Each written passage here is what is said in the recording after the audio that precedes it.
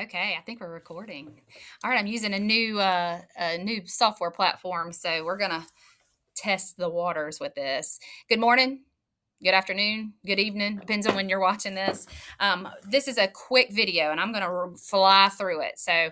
This is a SLO orientation video. This is not new for you. If you remember and recall, we all got together and did this orientation together last year in the cafeteria. The book fair was here, so we all went into the cafeteria and we did an orientation on how to use SE Lead, what's in an SLO, all the dates and timelines. And so that's what this is. I will add this PowerPoint or this slide to the blog so you can have access to it. But I'm going to go through it really quickly. It's real important for our folks that are going through evaluation, either Induction 1, Induction 2, Annual 1, or Annual 2.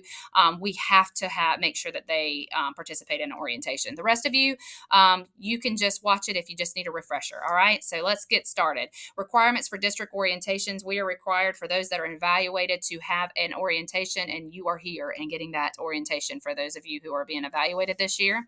SLO timeline. This is for everybody. If you notice, the deadline for the beginning of the year conferences is September the 30th, which is a Tuesday. I'm going to ask you to have them all due by September the 24th, which is the Wednesday before. That way I can have some time to take a look at them. And if we need to have a conference, we can have a conference. The deadline for our conferences is the 30th. I'm asking you to have them in SE Lead by September the 24th. I'll put all of these on the master so you'll have access to that and reminders. January the 2nd is when we'll have our middle of the year conferences, and March 27th is when we'll have that end of the year conference. And then, our conferences can be very informal. We've done them by email before. I've emailed you or you've emailed me, and we've handled them that way. We'll also kind of embed them into some of our already set meetings, MTSS, collaborative planning, things of that nature. We're not going to just pull you out to have a meeting, okay? Evaluation timeline, you see that. If you are going through evaluation, then you have the timeline for preliminary and end of the year cycles and when those observations and conferences should be. So make sure you make note of those. And then part of the South Carolina teaching standards that our evaluees are going to be evaluated with, we're looking at 4 areas: planning, environment, instruction, and professionalism. This is not new to you. You saw this the first week. And the folks that are being evaluated, you've been teaching at least for a year, some of you more, because you've been working on a certification route. So that won't be new. All right, getting into the SLO, Section 1, student population and baseline. To me, this is the easiest part. This is where you compile what you know about your students, the number of students, descriptions, things of that nature. You don't have to do extensive research, but provide me some general information. You do not have to include names, or please don't. And then also, when you are looking at this area, you're also going to think about what do you know about the support your students will need to be successful, okay? Section 2, priority content and learning objectives. You're going to identify 1 or 2 high priority content standards and answer those questions there. I won't go through those questions. You'll see them in the SLO and SLE and SC Lead.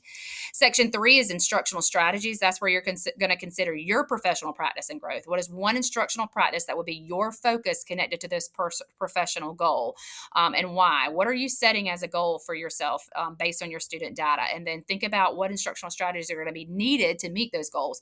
Use the instructional delivery model to help you here. Don't make it harder than it has to be. So you'll have a couple questions there. Section 4 is mid-course progress monitoring.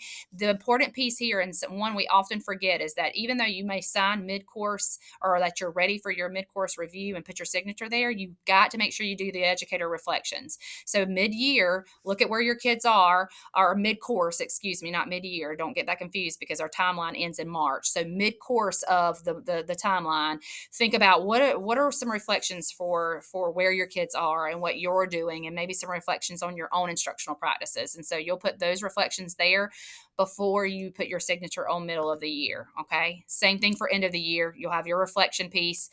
That's where you're going to indicate, this is a real important piece. I want you to indicate in your end of the year reflection what % of your students actually met their goal or met the goal that you set for them based on what you had indicated at the beginning of the year and the instructional strategies you use to get them there.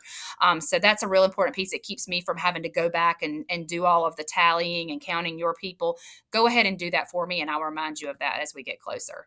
Then once we have that percentage, we'll know, what kind of rating you have for your SLO, whether 90 to 100% of your students met your exemplary, 75 to 89% met their growth goal based on the instructional strategies and the content and the priority standards you presented to them, and you're proficient, and so forth and so on. All right.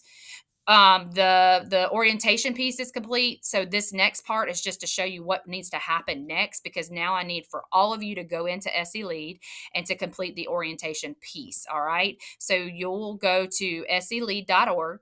And again, I'm going to fly through this, but if you can pause as you do it if you need to.